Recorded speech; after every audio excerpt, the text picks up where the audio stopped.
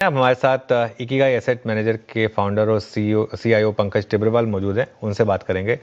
Pankaj ji, good morning. क्या तंग कर रहा है आपके हिसाब से मार्केट को? पिछले जो अक्टूबर में इतनी बड़ी रैली हुई थी, उसके बाद एकदम से इस तरीके का प्रेशर मार्केट के ऊपर, क्या व्यू रहेगा आपका? I think Anuj ji, overall अगर आप मार्केट को देखें तो दूसरी तिमाही के रिजल्ट्स भी आए हैं एंड रिजल्ट्स अबव एक्सपेक्टेशन हैं। हमने 3-4 दिन पहले मार्केट्स के टोटल रिजल्ट्स को देखा था तो 500 टॉप कंपनियों में 214 कंपनियों ने नतीजे डिक्लेयर किए थे और दूसरी तिमाही के प्रॉफिट ग्रोथ इन 214 कंपनियों के करीबन 14% की थी, विच इज मच हायर। और अगर इसमें से मैं बीएफएसआई को निकाल दूं, जो बैंकिंग एंड फाइनेंशियल सर्विसेज, जिसमें कि फ्लैटिश टू मार्जिनल डी ग्रोथ रहा है इस बार बैंकों के नतीजों में, तो दूसरी तिमाही के नतीजे 20% की अर्निंग्स ग्रोथ पर है। और काफी सेक्टर्स लाइक कमोडिटी में देख लें तो नॉन फेरस ने काफी अच्छा प्रदर्शन किया, ऑयल एंड गैस का काफी अच्छा कंट्रीब्यूशन रहा है, सीमेंट ने काफी ईयर ऑन ईयर अच्छा प्रदर्शन किया। तो ब्रॉडली अगर हम नतीजों को देखें, जिस पर लोगों को थोड़ा डाउट था इस तिमाही के नतीजों को लेके, आई थिंक वो बेटर देन एक्सपेक्टेड आ रहा है। 10 दिन और बाकी है, हम देखते हैं कि कैसे होता है, बट ओवरऑल नतीजों का सीजन अच्छा चल रहा है। दूसरा अगर हम देखें तो थोड़ा सा नर्वसनेस मुझे लग रहा है बिहार इलेक्शन को लेके है, जो मार्केट प्री पोजिशनिंग कर रहा है कि अगर थोड़ा वहां नतीजों में प्रॉब्लम आई और थोड़ा एफआई की सेलिंग वापस रिज्यूम हुई है, ये दो चीज को अगर मैं हटा दूं जो टेम्परेरी हो सकती है, बाकी डायरेक्शनल मुझे लग रहा है मार्केट काफी स्ट्रॉन्ग टेक्सचर बदल रहा है और हम काफी टाइम के बाद लास्ट 2-3 महीने से मार्केट पर पॉजिटिव है। हम जब अपने टीम के साथ बैठ रहे हैं तो मोर बॉटम अप बाई आइडियाज निकल रहे हैं, जो लास्ट 1 साल में नहीं हुआ था। और हमें लग रहा है कि नेक्स्ट 2-3 महीने जब भी जहां मार्केट कंसोलिडेट कर ले, बट ट्रिगर्स यहां से मार्केट के लिए अपसाइड पर है। 2-3 वजह बताऊंगा। पहला, हम इस बार इस कैलेंडर ईयर में हम सबसे वर्स्ट परफॉर्मिंग मार्केट है। Market like Greece, Spain, Germany, US, Taiwan, Korea, China, सब 30 से 50-60% ऊपर है इस कैलेंडर ईयर में, और हम मार्जिनली पॉजिटिव हैं। सेकंड, अगर हम देखें तो ब्रॉडली स्पीकिंग हमें लगता है कि इस अंडर परफॉर्मेंस के बाद जब भी 24-25% का इमर्जिंग मार्केट से अंडर परफॉर्मेंस होता है, तो अपने घरेलू मार्केट वापस तेजी से रफ्तार से आते हैं। सेकंड, अर्ली साइंस दिख रहा है अनुज भाई, जहां पर हमें ये क्लियरली दिख रहा है कि एआई का बबल बहुत बड़ा बन रहा है। लास्ट फ्यू इयर्स में जो एफआई की सेलिंग हुई, हम देख रहे थे कि हमें एआई लूजर माना जा रहा था, लेकिन अगर ये बबल कहीं भी फटा तो एफआई का फ्लो वापस देश में आ सकता है, क्योंकि हम डाइवर्सिफाइड मार्केट है। एक छोटा सा आपको डेटा देता हूं। एमएससीआई ताइवान को अगर हम देखें, वहां एक कंपनी है टीएसएमसी, वो 60% ऑफ द इंडेक्स उनका वेटेज है। तो पूरा मार्केट एक कंपनी के ऊपर है। हम कोरिया में आते हैं तो वहां एक सैमसंग करके कंपनी है, जो विश्व की सबसे बड़ी इलेक्ट्रॉनिक और कॉन्ग्लोमरेट है।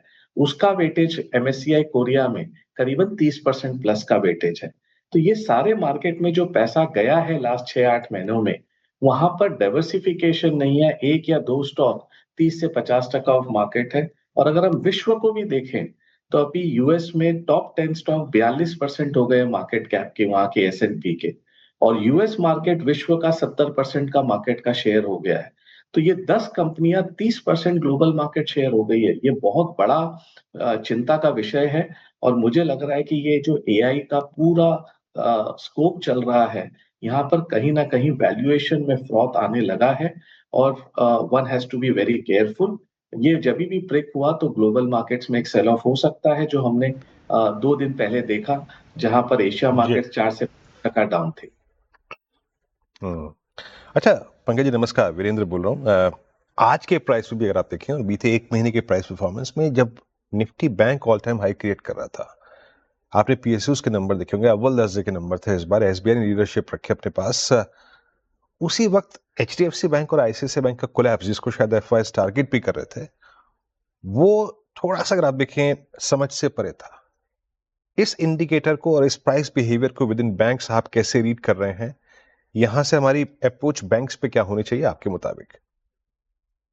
वीरेंद्र भाई, बैंक्स पर हम काफी पॉजिटिव है।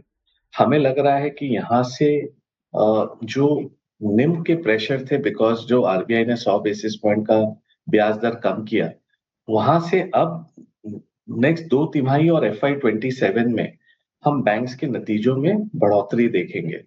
और इसके दो कारण हैं कि जो एनआईएम का प्रेशर था वो अब खत्म हो रहा है, बिकॉज डिपॉजिट रीप्राइसिंग अब स्टार्ट होगी और लोन की जो रीप्राइसिंग होनी थी वो हो गई। सेकंड, जो एसेट क्वालिटी में हमने पेन देखा था लास्ट 3-4 तिमाही से, वो कहीं ना कहीं हमारे पीछे है। और आने वाले समय में जितनी भी कमेंट्री बैंकों के नतीजे के आए हैं, उन्होंने stable to better positive asset quality पर फोकस किया है। और प्लस अगर एसबीआई के आप नतीजे देखो, तो पहली बार उन्होंने प्राइवेट कैपेक्स का पिकअप बोला है और उनका लोन ग्रोथ इस बार डबल डिजिट में था। सो क्लियरली हम देख रहे हैं कि over a period this is turning out to be a better situation. NBFCs ने पहले ही रिस्पॉन्ड कर दिया बिकॉज उनके नतीजे काफी स्ट्रांग आए।